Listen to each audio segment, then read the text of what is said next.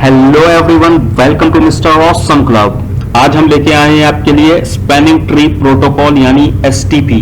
बहुत ही popular protocol है, बहुत ही पूछा जाने वाला आपके प्रोटोकॉल है। तो देख लेते हैं ये प्रोटोकॉल क्या होता है। इससे पहले अगर आप चैनल पे नए हैं तो चैनल को सब्सक्राइब कर लीजिए और वीडियो को जो है शेयर करिए। चलिए देख लेते हैं क्या होता है एसटीपी प्रोटोकॉल। तो इसके लिए सबसे पहले हम देखेंगे कि एसटीपी प्रोटोकॉल में से पहले कि हमारे पास जो स्विच होते हैं, स्विच में एक प्रॉब्लम आती है। उस प्रॉब्लम को क्या कहते हैं हम? लूप्स बनना। लूप्स बनना क्या होता है कि अगर आप क्या करते हो कि स्विचेस को रिडंडेंट पाथ से कनेक्ट करा देते हो। जैसे ये आपने क्या किया, आपके पास एक स्विच था, एक दूसरा स्विच था, इन दोनों को आपने क्या किया, एक रिडंडेंट पाथ से आपस में कनेक्ट करा दिया। यानी कि एक आपने ये इस तरीके से केबल लगाई, एक और केबल लगा दी, यानी कि अब आपने इसका एंट्री एग्जिट पॉइंट क्लोज कर दिया, दोनों एक दूसरे से कनेक्टेड हो गए। या फिर आपने क्या किया, जैसा कि आपको पिक्चर में दिखाया गया, आपने एक स्विच ये, एक स्विच ये, एक स्विच ये, सारे स्विचेस को आपस में कनेक्टेड करा दिया। तो इसको क्या कहते हैं हम? रिडंडेंट पाथ से जोड़ना। जब भी आप रिडंडेंट पाथ से जोड़ते हो आपस में स्विचेस को, तो स्विचेस में क्या दिक्कत आती है कि लेयर 2 के जो स्विच होते हैं वो उनमें सिर्फ आपका एक ही ब्रॉडकास्ट वूमेन होता है। एक ब्रॉडकास्ट वूमेन होने की वजह से क्या होता है कि यहाँ पर जो भी आपके पैकेट फ्रेम फॉरवर्ड होते हैं, यानी ब्रॉडकास्ट हो चाहे वो मल्टीकास्ट हो, वो होते तो हर पोर्ट पर हैं, लेकिन उन्हें भेजने वाला जो ओरिजिनेटिंग पोर्ट होता है वो सिर्फ एक ही होता है। जिसकी वजह से प्रॉब्लम क्या आती है कि जब एक ही पोर्ट से हो रहा है तो जैसे ही आप क्या करते हो कि आपने अपना स्विच को स्टार्ट किया, स्विच में सबसे पहले हमें पता है कि सबसे पहले वो क्या करता है, ब्रॉडकास्ट कराता है सिग्नल्स को। अब जैसे ही सिग्नल आपके ब्रॉडकास्ट होना स्टार्ट होंगे, यानी हर स्विच के पास में अपने फ्रेम को भेजे, ठीक है, ये फ्रेम आपस में शेयर होना स्टार्ट होंगे। इन्हें कोई भी लास्ट पॉइंट नहीं मिलेगा, जो सारे रिडंडेंट पाथ से कनेक्टेड है। इनमें कोई भी ऐसा लास्ट पॉइंट नहीं है कि जहां पे वो ये समझ जाए कि हाँ यहाँ पर मेरे पैकेट का जो लास्ट हो चुका है, अब मुझे पैकेट रोक देना चाहिए। तो जिसकी वजह से ये लगातार जो है आपस में अपना पैकेट भेजते रहेंगे, और जिसकी वजह से इसी प्रॉब्लम को हम क्या कहते हैं, लूप्स बनना। यानी ये नेटवर्क में आपके क्या हो रहा है, यहाँ पर लूप बन गया है। अब ये दिक्कत आने से क्या हुआ कि आपका नेटवर्क बिजी रहेगा जब तक आपके स्विच ऑन है, कभी भी आप उसमें कोई भी डेटा फॉरवर्ड नहीं कर पाएंगे। तो इसी प्रॉब्लम को सॉल्व करने के लिए एक प्रोटोकॉल बनाया गया जिसका नाम है एसटीपी प्रोटोकॉल। यानी हमें रिडंडेंट पाथ की जरूरत क्यों पड़ी? क्योंकि अब रिडंडेंट पाथ जैसे ही बनाते हैं वैसे ही क्या होता है, हमें नेटवर्क में थोड़ी सी सिक्योरिटी हो जाती है कि हाँ हमारे सारे स्विच आपस में कनेक्टेड हैं। थोड़ा सा एक तो आपका क्या हुआ कि अगर बाई चांस आपका कोई भी केबल कट हो जाता है या फिर कोई भी प्रॉब्लम आ जाती है तो आपके पास दो रास्ते हैं। हर स्विच के पास यहाँ पर आप देख सकते हैं कि दो रास्ते हैं। अब दो रास्ते होने की वजह से क्या है कि हर स्विच अपना डेटा अलग अलग से भेज सकता है, यानी कि आपको यहाँ पर प्रॉब्लम थोड़ी कम होगी। लेकिन एसटीपी की वजह से प्रॉब्लम तो हमारी और बढ़ गई क्योंकि लूप्स बनने लगे। तो इसके लिए हमें एक सॉल्यूशन चाहिए, जो क्या है, एसटीपी प्रोटोकॉल है। क्या होता है एसटीपी प्रोटोकॉल, वो देख लेते हैं। तो एसटीपी प्रोटोकॉल क्या है? यहाँ पर एसटीपी प्रोटोकॉल क्या करता है, provide a loop free redundant network topology. आपके लूप बनने से रोकता है कि नेटवर्क के अंदर आपके लूप ना बन पाए। जैसे यहाँ पिक्चर में देखेंगे तो मैं दो स्विचेस को आपस में रिडंडेंट लिंक से कनेक्ट करा दिया है, लेकिन यहाँ पर लूप बनना स्टार्ट हो जाएंगे। तो इसलिए एसटीपी क्या करता है, आपके नेटवर्क में जो है आपके एक पोर्ट को ब्लॉक कर देता है। यानी एक पोर्ट को ब्लॉक करने की वजह से क्या हुआ कि हमारे पास पोर्ट तो कनेक्टेड है रिडंडेंट, लेकिन ब्लॉक हो रखा है। जैसे अगर हम यहाँ पर देखते हैं कि हम यहाँ पर तीन स्विचेस को इसी तरीके से रिडंडेंट पाथ में कनेक्ट करा लेते हैं। मैंने एक स्विच ये लगा लिया, एक स्विच और लगा लिया और एक स्विच और लगा लिया। इन तीनों को रिडंडेंट पाथ से जोड़ते हैं। तो स्विच को आपस में जोड़ना है तो इसलिए हम क्रॉस ओवर केबल ले लेते हैं और इसे जोड़ देते हैं। तो यहाँ पर जाएंगे और कनेक्ट करा देंगे, दूसरे को भी कनेक्ट करा देंगे और इसके बाद जो है इसे भी कनेक्ट करा देंगे। ठीक है, तो आप यहाँ पर देखेंगे कि मैंने ये तीनों स्विचेस को आपस में कनेक्ट कर दिया है। अब कनेक्ट करने के बाद हम कुछ सेकंड देखते हैं कि अभी क्या होगा। ये सारे के सारे क्या ऑरेंज हो रखे हैं, लेकिन अभी ये सारे के सारे जो है जैसे ही आपके रेडी होंगे वैसे क्या ग्रीन कलर में हो जाएंगे। तो देखते हैं कि हमारे कौन कौन से जो है ग्रीन होते हैं। तो दो ग्रीन हो चुके हैं हमारे, दो और ग्रीन हो गए, दो बचे हुए हैं अभी हमारे।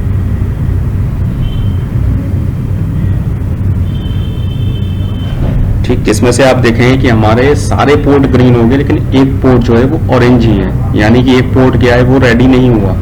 क्यों? क्योंकि ये क्या है, आपका ब्लॉक हो रखा है। ब्लॉक किस लिए हो रखा है? क्योंकि ब्लॉक होने की वजह ये कि एसटीपी ने ऐसा किया है। एसटीपी अगर ऐसा ना करता तो क्या होता, जैसा मैंने अभी आपको दिखाया था, क्या होता, आपके नेटवर्क के अंदर लूप बन जाते। अब क्या है कि आपके पास अवेलेबल तो है ये वाला रास्ता, लेकिन क्या है इसे ब्लॉक कर रखा है, क्योंकि जब तक आपके पास सारे रास्ते हैं आप सारे रास्ते का यूज करो। जैसे ही क्या होगा कि आपको जरूरत पड़ती है इस रास्ते की, यानी मान लीजिए आपकी एक केबल जो है वो कट हो जाती है किसी वजह से, ठीक है, कट होते ही क्या होगा, ये कुछ सेकंड का समय लेके आपका जो है ये वाला पोर्ट यानी ये वाला रास्ता आपका काम करना स्टार्ट कर देगा। तो ये किसकी वजह से हो रहा है, आपका एसटीपी की वजह से। एसटीपी ने क्या किया, आपके नेटवर्क के अंदर जो लूप बनना बंद कर दिया, यानी अब लूप नहीं बनेंगे। आप रिडंडेंट पाथ का यूज तो करोगे, जरूरत पड़ने पे आपके काम भी आएगा वो पाथ, लेकिन लूप नहीं बनेंगे। तब तक क्या होगा कि आपका जो रास्ता है, आपका जो एक पार्ट है नेटवर्क का, वो क्या ब्लॉक रहेगा, उस पोर्ट से आप डेटा नहीं भेज पाओगे, तब तक वो ब्लॉक कंडीशन में रहेगा। तो यहाँ पर लगभग जो आपका 50 सेकंड का समय लगता है, तो 50 सेकंड में ये जो है आपका यहाँ पे ऑरेंज से ग्रीन कलर में हो जाएगा, यानी रेडी हो जाएगा।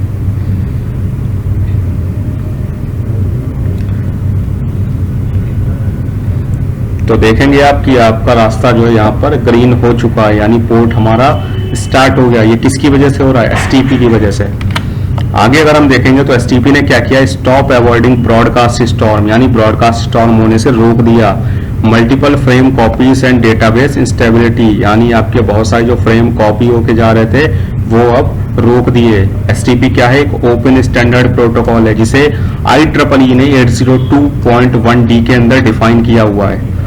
यानी ओपन स्टैंडर्ड मतलब क्या है, ये आपके किसी भी कंपनी के स्विचेस में हो सकता है। हम सिस्को में पढ़ रहे हैं, लेकिन और भी कंपनीज में ये यूज किया जा सकता है। STP is enabled by default. STP जो होता है बाय डिफॉल्ट इनेबल आता है, आपके जितने भी सिस्को के कैटलिस्ट स्विच आते हैं, यानी जितने भी सिस्को के स्विच आते हैं सब में इनेबल होता है, हमें उसे इनेबल नहीं करना पड़ता। जैसा भी देखा होगा, मैंने कनेक्टेड कराया स्विच को, मैंने कुछ नहीं किया, लेकिन क्या एसटीपी ने अपना काम करना स्टार्ट कर दिया। इसके बाद नेक्स्ट देखते हैं हम, एसटीपी में कुछ टर्म्स हैं जो कि आपको पता होनी चाहिए ताकि एसटीपी काम कैसे कर रहा है ये चीज को आप समझ सको। जैसे सबसे पहले यहाँ पर क्या है आपका बीपीडीयू। ये बीपीडीयू क्या होता है, all switches exchange information to use in the selection of root switch.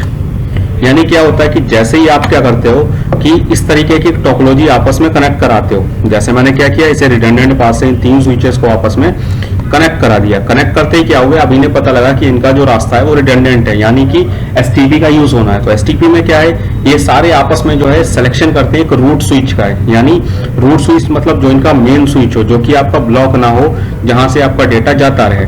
तो वो रूट स्विच का सिलेक्शन करने के लिए जिस इंफॉर्मेशन को शेयर करते हैं, जैसे एग्जांपल ले लें, अगर हमें किसी भी चीज को सिलेक्शन करना है तो उसके लिए उनको देखना पड़ेगा कौन सा उसके एवल है, कौन सा जो है उसमें क्वालिटी है। जैसे आप इलेक्शन ले लेते हैं कि अगर भी इलेक्शन होते हैं तो क्या होता है, हम सबके वोट्स देखते हैं, किसके वोट्स ज्यादा हैं उसी को हम चुन लेते हैं। वैसे ही यहाँ पर कि आपके जो सारे स्विचेस है किसमें ज्यादा कैपेबिलिटी है, हम उससे चुनेंगे यहाँ पर।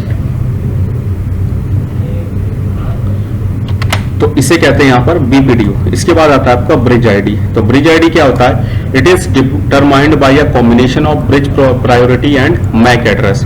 यानी आपके ब्रिज प्रायोरिटी और मैक एड्रेस का कॉम्बिनेशन जो है आपकी ब्रिज आईडी कहलाता है। क्या होता है कि जब बीपीडीयू आपके शेयर होती है, आपस में इंफॉर्मेशन एक्सचेंज होती है, तो इसमें एक्सचेंज जो करने के बाद क्या चीज को एक्सचेंज करते हैं, तो ये ब्रिज आईडी को आपस में एक्सचेंज करते हैं। यानी ब्रिज आईडी जो है जिसकी लोएस्ट होगी वो क्या है, आपका रूट स्विच बनेगा, या रूट यहाँ पर जो है स्विच को ब्रिज बोलते हैं, क्योंकि ये जो एसटीपी आया था वो ब्रिज से आया था, इसलिए जो यहाँ पर स्विच को ब्रिज बोला जाता है। तो रूट ब्रिज बनेगा। जैसे आप नेक्स्ट पॉइंट में देखेंगे तो द ब्रिज कौन सा होता है, यानी रूट ब्रिज कौन सा होता है, जिसकी लोएस्ट ब्रिज आईडी होती है, यानी आपस में अपनी ब्रिज आईडी को शेयर करेंगे, जिसकी सबसे कम ब्रिज आईडी होगी वो रूट ब्रिज बन जाएगा।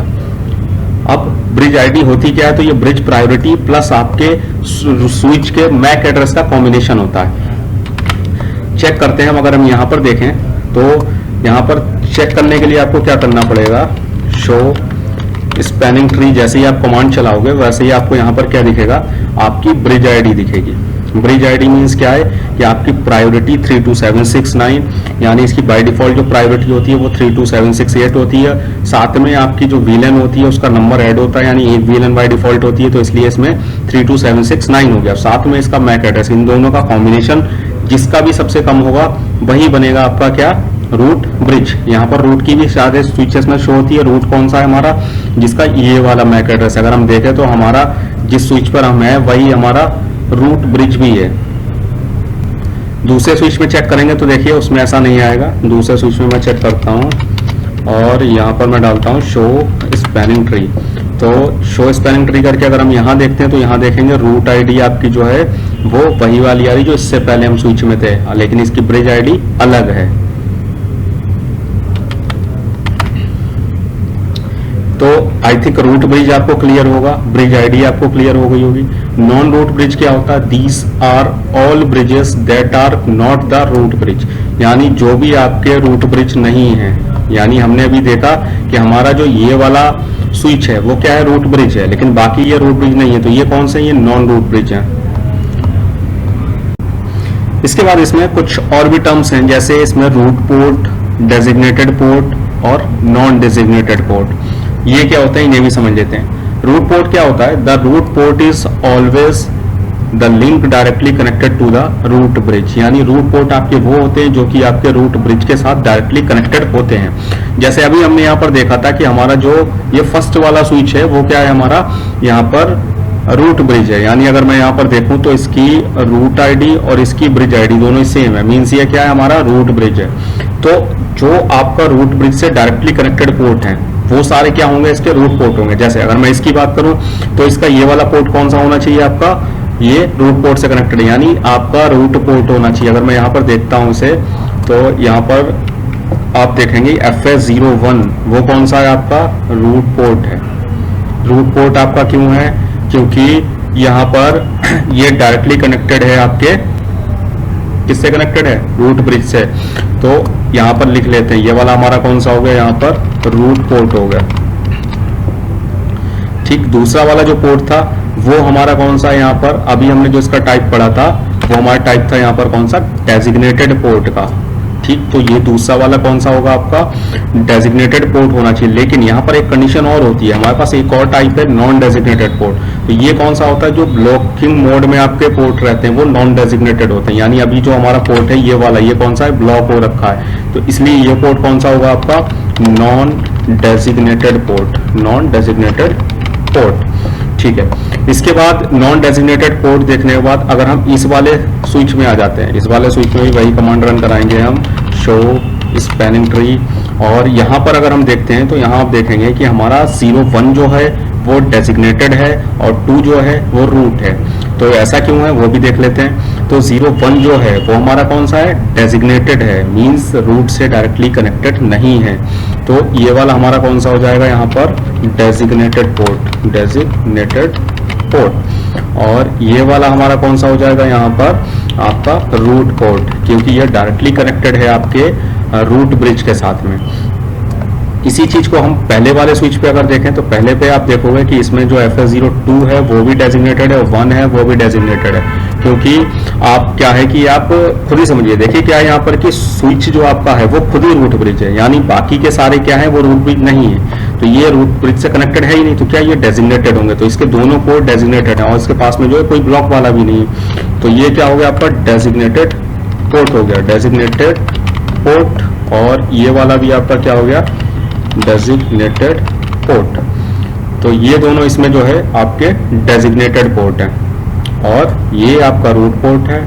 और ये नॉन डेजिग्नेटेड है क्योंकि ये ब्लॉक हो रखा है, ये भी डेजिग्नेटेड है और ये भी रूट है।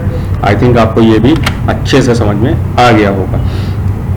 इसके बाद चलते हैं नेक्स्ट। तो नेक्स्ट है हमारे पास BPDU के कॉन्सेप्ट को थोड़ा सा और बताया हुआ है। क्या है? All switch exchange information through what is called the bridge protocol data unit, यानी सारे स्विचेस जो आपस में इंफॉर्मेशन को एक्सचेंज करते हैं वो क्या हमारी ब्रिज प्रोटोकॉल डेटा यूनिट है। यानी कि इनकी जो यूनिट रहती है कि हाँ ये वाली इंफॉर्मेशन हम ऐसे दे रहे हैं, तो वो क्या रहती है? BPDU रहती है। तो BPDU जो सेंड होते हैं वो हर 2 सेकंड के अंदर सेंड होते हैं।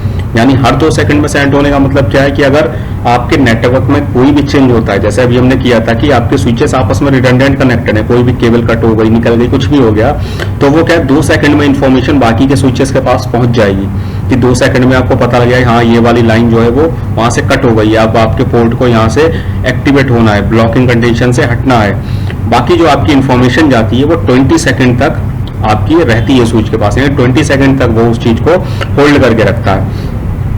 फॉरवर्ड एंड डिले, यानी कि यहाँ पर जो आपकी लिसनिंग या फिर लर्निंग होती है वो 15 सेकंड में होती है, यानी कि आपके जो इंफॉर्मेशन आती है उसे लिसन करता है या फिर लर्न करता है, तो उसके लिए कितना टाइम लेता है? 15 सेकंड का। इसके बाद नेक्स्ट है आपका स्पैनिंग ट्री पोर्ट की स्टेट्स। जैसे अभी कुछ समय पहले आपने देखा होगा कि हमने क्या किया था कि हमारी जो केबल कनेक्टेड थी, एक तो ब्लॉक हो रखा था, हमने दूसरी केबल को क्या किया था, कट कर दिया था। यानी हमने अगर यहाँ पर देखें तो हमारा ये वाला पोर्ट अभी ब्लॉक है, हम क्या करें, इस वाली केबल को अगर कट कर देते हैं यहाँ से, तो कट करने के बाद इसकी जो स्टेट्स हैं वो चेंज होंगी। यानी कि अब ये जो है ब्लॉकिंग कंडीशन से हटेगा। तो इसे अगर हम देखें तो क्या होता है कि ये सबसे पहले ब्लॉकिंग कंडीशन पे है। ब्लॉकिंग में क्या होगा, लॉस ऑफ बीपीडीयू डिटेक्टेड, यानी कि आपके बीपीडीयू यहाँ से पास नहीं होंगे। इसकी मैक्सिमम एज जो है वो 20 सेकंड रहती है, यानी 20 सेकंड तक ये क्या करेगा, वेट करेगा कि 20 सेकंड में आप या तो जो आपकी केबल कट हुई है उसे आप कनेक्ट करा दो।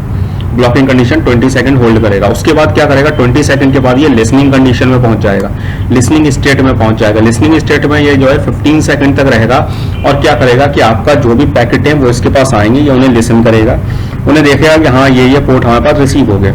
नेक्स्ट कंडीशन में 15 सेकंड के बाद ये लर्निंग कंडीशन में जाएगा, जहां पर ये क्या करेगा, उसे लर्न करेगा कि आपका जो डेटा आया हुआ है वो आपके किस मैक एड्रेस के लिए जाना है, या फिर आपके जो हेडर टेलर ये सारी चीजें अटैच है उन सबको क्या रीड करेगा।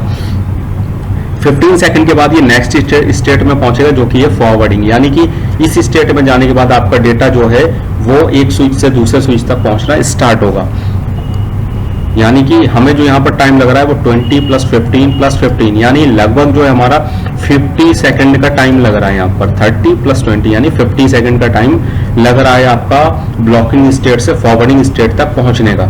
इसके बाद है डिसेबल्ड स्टेटस, यानी कि आपने पोर्ट को डिसेबल कर रखा है, आप उसे यूज नहीं कर रहे हो तो वो डिसेबल्ड में।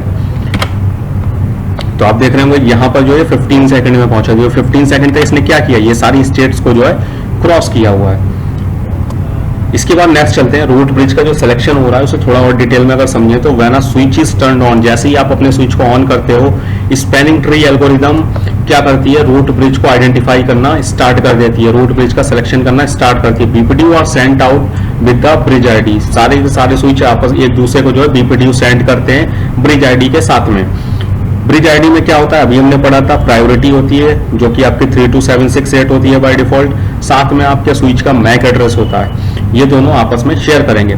All bridge see these and decide, सारे के सारे जो स्विच हैं वो क्या करेंगे, इस ब्रिज आईडी को देखेंगे और आपस में डिसाइड करेंगे कि जिसकी सबसे कम बीआईडी होगी, सबसे कम ब्रिज आईडी होगी, वो क्या बनेगा, आपका रूट ब्रिज बनेगा। यानी रूट ब्रिज का सिलेक्शन कुछ इस तरीके से होता है। इसके बाद रूट पोर्ट की अगर हम बात करें, जो रूट पोर्ट का सिलेक्शन होता है वो आपका किस बेसिस पे होता है, तो सबसे पहला तो रूट पोर्ट का सिलेक्शन होने के लिए आपको एक तो शॉर्टेस्ट पाथ देखा जाता है रूट ब्रिज से, जैसा भी हम देख रहे थे कि आपका जो सबसे कम वाला रास्ता होगा, यानी कि आपका सबसे पास में जहां से यानी डायरेक्टली कनेक्टेड होगा जो आपका रूट ब्रिज से, वो रूट पोर्ट बन जाएगा। दूसरा आपका लीस्ट कॉस्ट, यानी जिसकी सबसे कम कॉस्ट होगी। कॉस्ट को अगर हम समझे तो कह सकते हैं कि हमारी स्पीड का जो है इनवर्सली प्रोपोर्शनल होता है, यानी कि जब स्पीड हमारी ज्यादा होगी तो कॉस्ट हमारी कम होगी। जैसे यहाँ पर नीचे आपको दिखाया भी है 10 Mbps की स्पीड है तो इसके लिए कॉस्ट वैल्यू सेट होती है 100 Mbps है तो इसकी 19 होती है, 1 Gbps है तो इसकी 4 होती है, और 10 Gbps है तो इसकी 2 होती है। यानी आप देखें जितनी ज्यादा स्पीड है उतनी कम कॉस्ट है, तो जिसकी भी कम कॉस्ट होगी वहां से आपका जो है रूट पोर्ट बनेगा। यानी अगर हमारे नेटवर्क में अलग अलग स्पीड को हमने डिफाइन किया हुआ है, एक पोर्ट पे 10 Mbps है, एक पोर्ट पे 100 है, एक पे 1 Gbps है, तो जो भी आपका मैक्सिमम स्पीड होगी या जिसकी कॉस्ट कम होगी वो बनेगा आपका रूट पोर्ट। नेक्स्ट है the lowest forwarding switch ID, यानी कि जिसकी स्विच आईडी, जिसकी ब्रिज आईडी सबसे कम होगी वो, मतलब यानी कि जैसा पहले वाले आपने उसमें क्या कहा था, शॉर्टेस्ट पाथ, यानी जो डायरेक्टली कनेक्टेड है, यानी जिस पोर्ट के पास में आपकी डायरेक्टली सबसे कम स्विच आईडी होगी वो क्या बनेगा, रूट पोर्ट बनेगा। आई थिंक ये भी आपको अच्छे से क्लियर हो गया होगा। इसके बाद है वर्जन ऑफ एसटीपी। अब एसटीपी या एसटीपी के भी कई वर्जन आए। एसटीपी के जो वर्जन आए वो आपका आया एक तो आरएसटीपी यानी रैपिड स्पैनिंग ट्री प्रोटोकॉल, उसके बाद पीबीएसटी परवीलियन स्पैनिंग ट्री प्रोटोकॉल, इसके बाद पीबीएसटी प्लस यानी परवीलियन स्पैनिंग ट्री प्लस, और आरपीवीएसटी प्लस यानी रैपिड परवीलियन स्पैनिंग ट्री प्लस। तो ये इसके वर्जन आए, इनके वर्जन के बारे में समझ लेते हैं। सबसे पहला जो है आपका रैपिड स्पैनिंग ट्री प्रोटोकॉल यानी आरएसटीपी, ये क्या है, अगर हम बात करें हमारे जो मॉडर्न नेटवर्क चल रहे हैं इसमें 30 या फिर 50 सेकंड का जो टाइम है वो काफी ज्यादा हो जाता है, इस वजह से ये क्या अनएक्सेप्टेबल है। जैसे अगर मैं यहाँ पर बात करूं तो हमने अभी क्या कहा था कि आपके ब्लॉकिंग स्टेट से नेक्स्ट स्टेट पर जाने के लिए जो आपकी टाइमिंग लग रही है वो क्या लग रही थी, आपकी 20 सेकंड में आपकी ब्लॉकिंग स्टेट से जा रहा था। इसके बाद आपका जो है 15 सेकंड में आपका जो है वो नेक्स्ट लिसनिंग में जाता था और लर्निंग में 15 सेकंड, यानी टोटल 50 सेकंड हो जाते थे। अगर ब्लॉक नहीं है तब भी 30 सेकंड, यानी ये काफी ज्यादा हो जाता है। तो इसीलिए क्या किया गया, इसका एक इनहेंस वर्जन बनाया गया जो कि IEEE 802.1D यानी STP का इनहेंस वर्जन था, जिसे रखा गया IEEE 802.1W के अंदर, जिसका नाम दिया गया RSTP। RSTP में क्या होता है, यहाँ सिर्फ 3 स्टेट होती हैं, जैसे वहां पर अभी हमने देखी थी 5 स्टेट थी, यहाँ पर कितनी है, 3 है। यानी कि या तो आपकी डिस्कार्डिंग स्टेट में होगा जैसा ब्लॉकिंग वाला था, या फिर आपका लर्निंग में होगा, या फिर आपका फॉरवर्डिंग में होगा। यानी कि आपका यहाँ पर टाइम को काफी कम कर दिया गया है। इसके बाद नेक्स्ट देखें तो अगला आया पर वीलेन स्पैनिंग ट्री प्रोटोकॉल। ये क्या है, PBST maintain a spanning tree instant for each VLAN configured in the network. यानी अगर हम बात करें, अगर आपके नेटवर्क में वीलेन आपने बना रखी है, तो ये जो प्रोटोकॉल है वो हर वीलेन को एक अलग नेटवर्क की तरह ट्रीट करता है। यानी जितने नेटवर्क हैं उनमें क्या बनेगा, ये कि ये अलग अलग स्विचेस कनेक्टेड हैं, जिसकी वजह से ये क्या कर सकता है कि लोड को बैलेंस कर सकता है, ट्रैफिक को बैलेंस कर सकता है। यानी आपके नेटवर्क में जो ट्रैफिक हो रहा है वो आपका बैलेंस होके चलेगा, यानी हाँ ये वाले रास्ते से अभी जाना है, उसके बाद दूसरे रास्ते से नहीं जाना है। ये सारी चीजें कहाँ से डिसाइड हो रही हैं, आपके PBST से। यहाँ पर जो यूज होती है वो ISL ट्रंकिंग होती है, क्योंकि हमारे पास आपको पता होना चाहिए, हमने लास्ट वीडियो में बात की थी, जो ट्रंक पोर्ट होते हैं उनका काम क्या होता है, अगर आपके ज्यादा वीलेन है, यानी एक से ज्यादा वीलेन के डेटा को एक जगह से दूसरी जगह तक पहुंचाना है, तो आपको ट्रंकिंग करनी पड़ती है, उन्हें टैग करना पड़ता है। तो ISL और IEEE 802.1Q ये दो हमने पढ़ी थी यहाँ पर। तो यहाँ पर कौन सी यूज होती है, आपकी ISL यूज होती है। PBST में जो है हर वीलेन को एक सेपरेट नेटवर्क की तरह ट्रीट किया जाता है, जिसकी वजह से हमारा लोड बैलेंस रहता है। इसके बाद है आपका पर वीलेन स्पैनिंग ट्री प्लस यानी PBST प्लस। इसका काम क्या होता है, PBST plus is an extension of PBST standard. ये इसी का एक्सटेंशन है, उसी को थोड़ा एक्सटेंड किया गया है। सिस्को का प्रोप्राइटरी प्रोटोकॉल है, यानी सिर्फ सिस्को के स्विचेस में होता है, बाकी सब में नहीं आता। और यहाँ पर जो आपका ट्रंकिंग मेथड यूज किया जाता है वो कौन सा है, IEEE 802.1Q। ये बहुत सारे स्विचेस में आपका डिफॉल्ट मोड पे सेट होके आता है। अगर आपका डिफॉल्ट सेट नहीं है, PBST है, PBST से PBST प्लस पे आपको सपोर्टेड है और चेंज करना है तो इस कमांड से आप चेंज कर सकते हैं। इसके बाद नेक्स्ट देखते हैं, नेक्स्ट है हमारा रैपिड पर वीलेन स्पैनिंग ट्री प्लस। तो ये क्या होता है, ये भी PBST प्लस की तरह ही है, लेकिन यहाँ पर फायदा कि रैपिड कन्वर्जेंस करता है। रैपिड कन्वर्जेंस मतलब क्या है कि आपके स्विचेस आपस में कनेक्टेड हैं, उनमें अगर कुछ भी चेंज हो रहा है, कोई भी केबल आप हटा रहे हो, कोई स्विच को हटा रहे हो, स्विच को ऑफ कर रहे हो, कुछ भी कर रहे हो, तो ये क्या है, आपका बहुत जल्दी से जो है आपस में इसकी इन्फॉर्मेशन को शेयर करा लेंगे और आपस में जो भी चेंजेस करने हैं वो बहुत जल्दी से करा लेंगे, यानी जल्दी से ये अपने आप को कन्वर्ट करा लेंगे। ये आपका कंपेटेबल होता है PBST प्लस के साथ में। अगर PBST प्लस पे है तो आप उसे RPBST प्लस पे सेट कर सकते हैं। Provide rapid convergence. भाई रैपिड कन्वर्जेंस का मतलब क्या है कि deleted dynamically learn MAC address. अगर आपका अभी सारे स्विचेस कनेक्टेड थे डायनामिकली, आपके जो मैक एड्रेस लर्न हुए हैं उन्हें क्या करेगा, आपके पर पोर्ट बेसिस पे जो है टोपोलॉजी में चेंज कर लेगा कि आपने कोई भी अगर स्विच हटाया तो वो चेंज कर लेगा, हाँ ये वाला स्विच हट गया, हमारे साथ कनेक्टेड नहीं है। कॉन्फ़िगर करने के लिए आप ये वाली कमांड को यूज कर सकते हो, spanning tree mode rapid PBST। जैसे अगर हम यहाँ पर देखें तो कनेक्ट करा देते हैं वापस इसे। वापस कनेक्ट कराने के बाद चलते हैं हम अपने स्विच पे। स्विच करने के बाद हम यहाँ पर करेंगे शो स्पैनिंग ट्री, और शो स्पैनिंग ट्री में अगर हम यहाँ पर देखें तो spanning tree protocol enabled protocol है IEEE का, ठीक है। अब हम क्या करते हैं, हम यहाँ पर कॉन्फ़िग T करते हैं और कॉन्फ़िग T करने के बाद हम चलते हैं spanning tree mode rapid PBST, ठीक है। मैंने चेंज करा दिया है। हम क्या करते हैं, इसे वापस चल के चेक करते हैं शो स्पैनिंग ट्री से। तो आपको वापस देखेंगे तो यहाँ पर अब क्या दिख रहा है, स्पैनिंग ट्री प्रोटोकॉल इनेबल कौन सा है, RSTP, यानी आपका मोड चेंज हो चुका है। वापस अगर आपको करना है तो आप क्या करो, कॉन्फ़िग T चलते हैं और स्पैनिंग ट्री मोड के बाद आपको यहाँ पर क्या होता है, सिस्को पैकेट ट्रेसर में एक अच्छी बात यह है कि अगर आपको किसी को देखना है यहाँ पे सपोर्टेड कमांड कौन सी है, तो आप क्या कर सकते हो, यहाँ पर क्वेश्चन मार्क लगाओ, आपको दिखेगा कि ये आपका जो सपोर्टेड है वो कौन कौन सा है। तो आपको एक तो PBST है, एक कौन सा है, रैपिड PBST। तो हमें अभी रैपिड PBST किया था, हम PBST करते हैं इसे। PBST करोगे और इसके बाद इसे चेक करते हैं। तो चेक करेंगे तो अब हमें क्या दिख रहा है कि आपका स्पैनिंग ट्री प्रोटोकॉल इनेबल है आपका PBST वाला। यहाँ पर PBST है, मतलब PBST के लिए क्या दिखाता है ये IEEE आपका इनेबल बस इतना दिखाता है। आई थिंक आपको ये भी समझ में आ गया होगा कैसे हम यहाँ पर चेंज कर सकते हैं। आपके मोड को डिपेंड करता है कि आपका जो स्विच है वो किस मोड को सपोर्ट करता है। कोई भी डाउट होता है तो आप हमें कमेंट करके बता सकते हैं। ठीक है, तो आज के लिए इतना रखते हैं, बाकी मिलते हैं नेक्स्ट वीडियो में। Thank you guys.